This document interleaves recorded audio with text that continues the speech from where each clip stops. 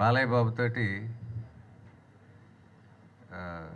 ఎక్కువ సినిమాలు చేసింది నేనే అనుకుంటున్నాను. 13 సినిమాలు దాదాపు.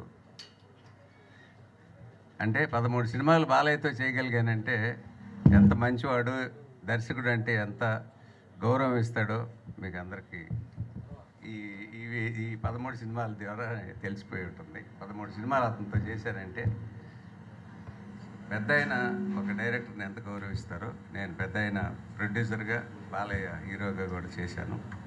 సో ఆయన ఎంత గౌరవిస్తారో అదే బాటలో బాలయ్య కూడా బ్రహ్మాండంగా ఒక చిన్నపిల్లాడిలాగా దర్శకుడు అంటే ఎంతో గౌరవిస్తూ ఎంతకాలం ప్రయాణం సాగించారు. ఈ 50 సంవత్సరాలు హీరోగా ఉండడం అనేది చాలా గొప్ప విషయం.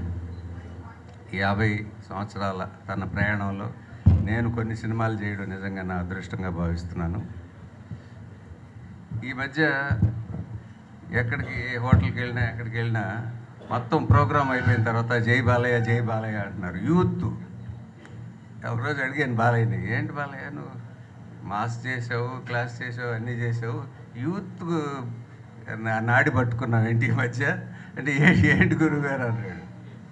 ఎక్కడికి వెళ్ళినా అసలు ఫినిషింగ్లో జై బాలయ్య అని అరుస్తున్నారు. నిజంగా గొప్ప విషయం అది అని చెప్పాను. అదేదో సినిమాలో కూడా పెట్టినట్టున్నాడు బాలయ్య.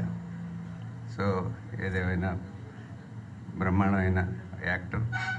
మోహన్ కృష్ణ చెప్పినట్టు ఎన్టీ రామారావు గారి వారసుడుగా సినిమా పరిశ్రమలో కానివ్వండి, రాజకీయ రంగంలో కానివ్వండి, అన్నింటిలో ఆయన వారసుడిగా బ్రహ్మాండమైన పేరు తెచ్చుకుంటూ మంచివాడుగా బ్రహ్మాండంగా ఉన్నాడు.